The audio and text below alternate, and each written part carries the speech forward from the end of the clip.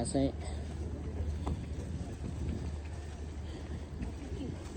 सिप चढ्नको लागि के चुके गर्ने ठाउँ।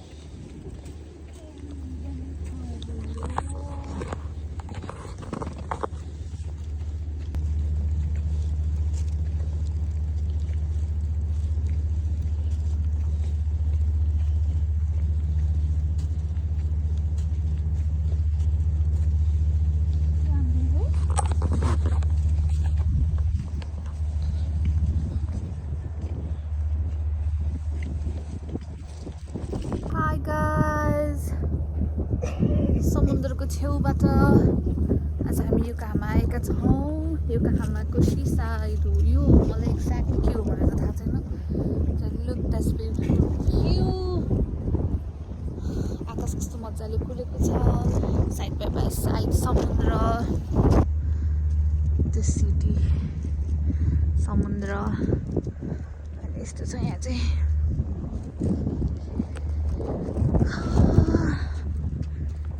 आज दिनभरि हावा पानी थियो। यहाँ चाहिँ वेडिङ सुट पनि हुने रहेछ।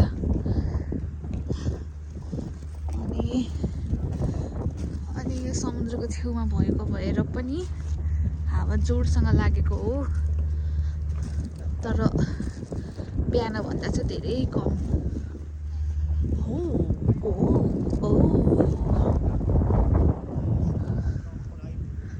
कस्तो मजाको रहेछ है।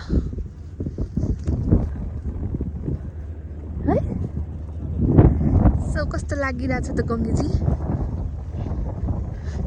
समुद्रको बिच कता कता हिँडेर केही न केही। What? Bro, what are you talking about, man?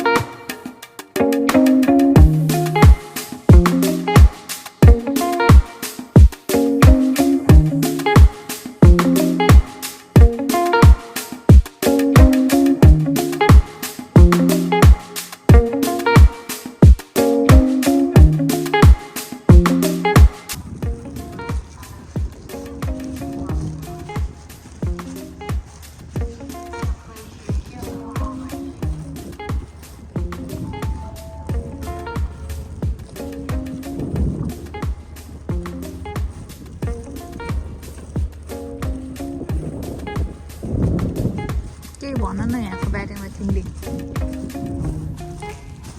थाहा छैन? यता फर्क न।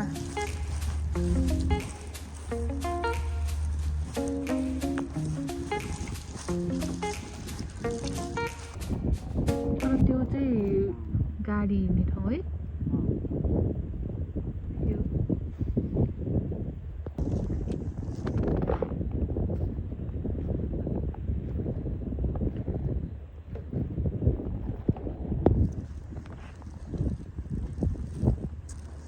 यहाँ चाहिँ कोइन हालेर हेर्नु मिल्छ नि त।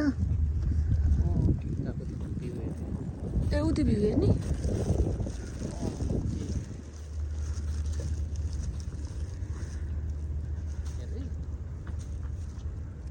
तिमी हेर न, म त नहेर्ने।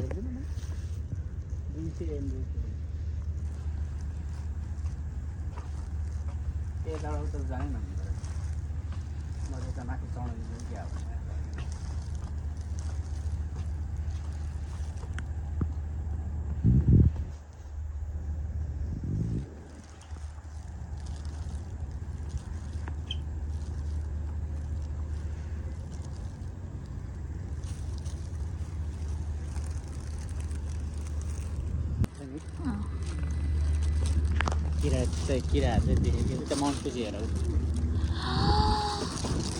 देखियो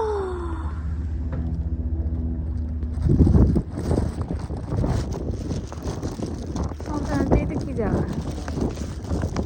माउन्ट फुजी पुग्छ। सो गाइज यहाँबाट चाहिँ माउन्ट फुजी राम्ररी देखिरहेको छ। माउन्ट फुजी अनि यहाँ चाहिँ प्रायः सबजना यो खिचेर बसिरहेको छ होइन। गङ्गे पनि त्यही माउन्ट फुजी हेरिरहेको छ। So yeah beautiful place to कम।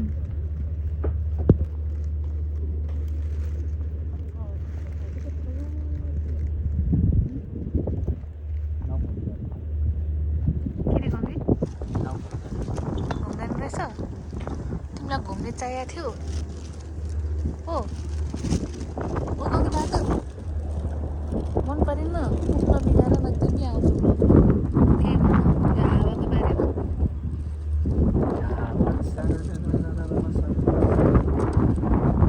अनि समुद्रमा त के भन्छ नि भन्ने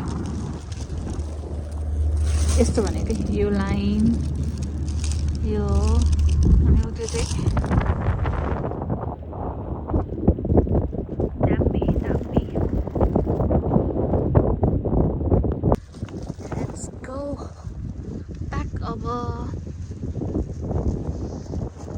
राम्रो भ्यू। आजको ब्लग यति नै। हामी एबीहरूलाई भेटिसकेपछि चाहिँ मेबी केही खिच्छ होला, अदरवाइज हामी केही पनि खिच्दैनौँ।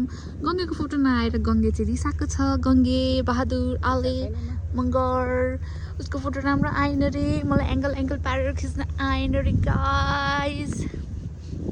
Hi guys, will see you in next video. गङ्गे रिसाएको छ उसको फोटो राम्रो नआएर। यसरी खिच्दा नि हुँदैन, उसरी खिच्दा पनि हुँदैन।